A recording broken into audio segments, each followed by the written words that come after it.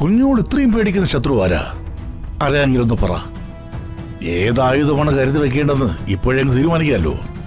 ഒറ്റാല് വെച്ചാ വീഴുന്ന കിളിന്ത് ശത്രു അല്ല, പറന്നിറങ്ങിയിരിക്കുന്നത് ഒരൊന്നൊന്നര ശത്രുവാ. ആദ്യം അതിനെ താങ്ങാനുള്ള മനസ്സുറപ്പുണ്ടാക്കി വെക്ക്. കുഞ്ഞുമോളും കുഞ്ഞുമോളുടെ ഈ ആങ്ങളെയും.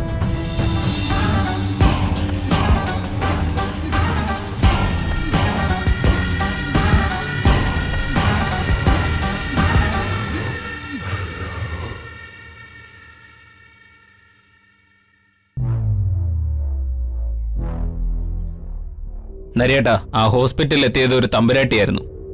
തമ്പുരാട്ടിയോ? അതെ, ഇലവദേശം കൊട്ടാരത്തിലെ വൈദേഹി തമ്പുരാട്ടി.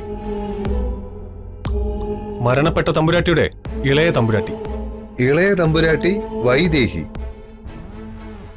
എന്തായിരിക്കും തമ്പുരാട്ടിയുടെ വരവിന്റെ ഉദ്ദേശം? ഒരാളല്ല, ഒരു കൂട്ടവുമല്ല, നാട് മുഴുവനും കൊട്ടാരത്തിലെ തമ്പുരാനെയും തമ്പുരാട്ടിയെയും കൊന്നത് ശിവദാസനാന്ന് വിശ്വസിക്കുമ്പോ ഇളയ തമ്പുരാട്ടി കൊലയാളിയെ കാണാൻ ഹോസ്പിറ്റലിൽ വരുന്നു. അതിന് പിന്നിൽ എന്തോ ഉദ്ദേശം കാണും. എന്തിനായിരിക്കും ഒന്നും അങ്ങോട്ട് മനസ്സിലാവുന്നില്ലല്ലോ.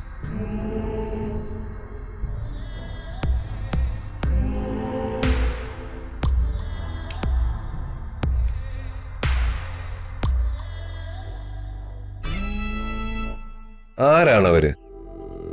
ഇത്രയും നാള് ഞാൻ കേൾക്കാത്ത ഇളയ തമ്പുരാട്ടി ആരാണവര്? കൊട്ടാരത്തിൽ നിന്ന് മോഷണം പോയ മണിമാല തിരക്കിട്ടുള്ള വരവായിരിക്കോ? അതോ ചിലപ്പോ തമ്പുരാന്റെയും തമ്പുരാട്ടിയുടെയും മരണകാരണം തിരക്കുള്ള വരവായിരിക്കോ? ചിലപ്പോ മണിമാല തിരക്കിയായിരിക്കും. അല്ലെങ്കിൽ ഈ സമയത്ത് ഒളിഞ്ഞു നിന്ന് കേട്ട സംസാരത്തിൽ നിന്നും അവര് ചില്ലറക്കാരിയല്ല, വേട്ടക്കാരിയുടെ മനസ്സാ അവർക്ക്. നരിയേട്ടാ, അവരെ പേടിക്കണം. എന്തോ തീരുമാനിച്ചുറപ്പിച്ചിട്ടുള്ള വരവാണ് അവരുടേത്. പേടി കൊല്ലാൻ ലക്ഷ്യമിട്ട് വരുന്ന ശത്രു പടിവാതിൽ കടന്നു വരുന്നവരെ പേടി പാടുള്ളൂ. മുഖാമുഖം എത്തിക്കഴിഞ്ഞാ എങ്ങനെ ചങ്ക് പിളർക്കാമെന്ന ചിന്ത മാത്രമേ ഒരു യോദ്ധാവിന് പാടുള്ളൂ. നരിയേട്ടാ, അറിഞ്ഞിടത്തോളം സൂക്ഷിക്കണം. നിന്നോടൊക്കെ ഞാൻ പണ്ടേ പറഞ്ഞിട്ടുള്ള ഗുണ്ടാപ്പണിക്ക് ഇറങ്ങുന്നമാര് പരാതിയുടെ കുപ്പായിട്ട് ഉപദേശിക്കാൻ വരരുതെന്ന്. നീ കേട്ടിട്ടില്ലേ? മരണത്തെ പല പേരിട്ടാ വിളിക്കാറ്. നായ ചത്തു, ആന ചരിഞ്ഞു, രാജാവ് തീപ്പെട്ടു. കൊന്ന് തള്ളേണ്ടവരെണ്ണം കൂടുവാന്നല്ലോ ശങ്കര. സംഹാരം നീ എന്നെ ഏൽപ്പിച്ച മട്ടാന്നല്ലോ. ഗംഗാധര ശങ്കര ശംഭു.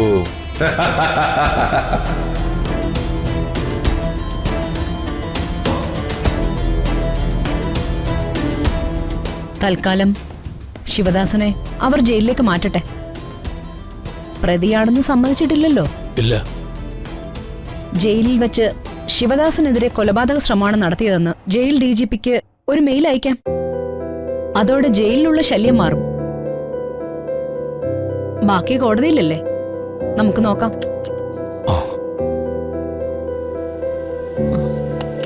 ആ മഹി, ഇതുവരെ കേസ് വാദിച്ചതിന്റെ ഒരു പൂർണ്ണ രൂപം തയ്യാറാക്കി വെക്കണം. അത് എനിക്ക് വേണം. പിന്നെ ആ ഫോറൻസിക് ലാബ് റിപ്പോർട്ടിന്റെ കോപ്പിയും. ശരി തമ്പുരാട്ടി.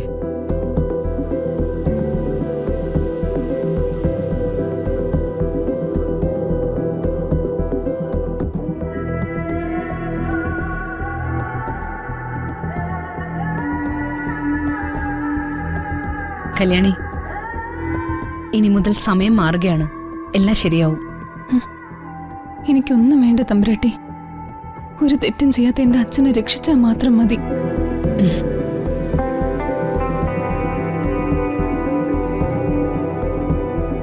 എന്നാ ഞാൻ ഇറങ്ങട്ടെ.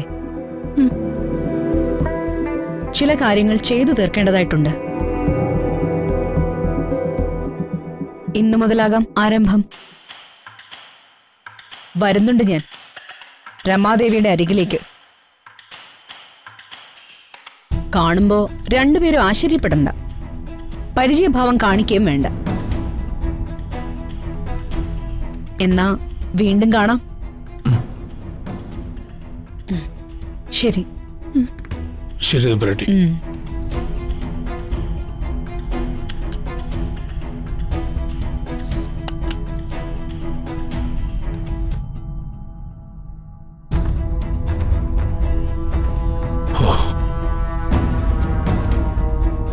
നരേന്ദ്ര, കുഞ്ഞുങ്ങളാകെ പേടിച്ചു നിൽക്കുക.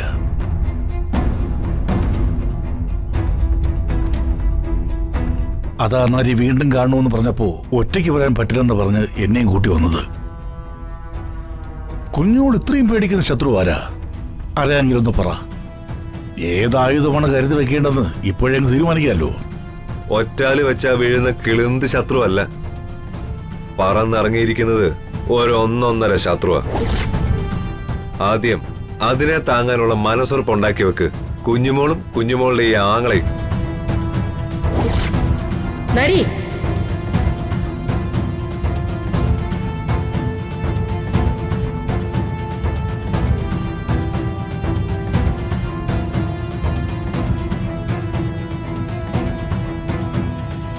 രമേച്ചി, ഒരു കാര്യത്തിൽ രമേച്ചിക്ക് ആശ്വസിക്കാം. ഈ വരുന്ന ശത്രു എന്റെ രമേച്ചിയുടെയും പൊതു ശത്രുവാ. നരി, എന്നാലും നമ്മള് വാക്കുകൾ കൊണ്ട് യുദ്ധം ചെയ്യാൻ ഞാൻ പഠിച്ചിട്ടില്ല, അതിന് താല്പര്യവുമില്ല.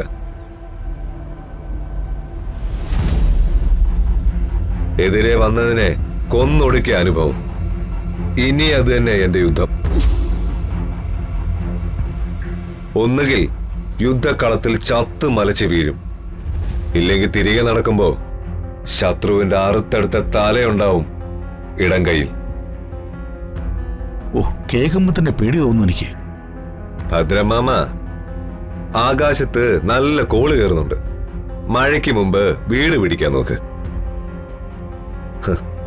ഓട്ടെ ചേച്ചി.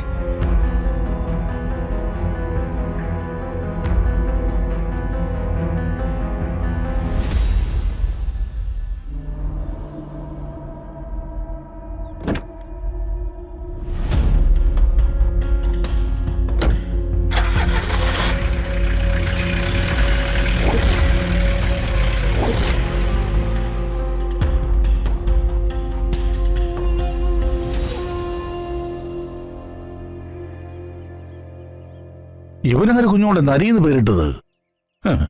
ഇവൻ നരിയല്ല, കരിമ്പുലിയ. ഓ, എല്ലാം കൂടെ കേട്ടിട്ട് എനിക്ക് പേടിയാവുന്നു. വാ.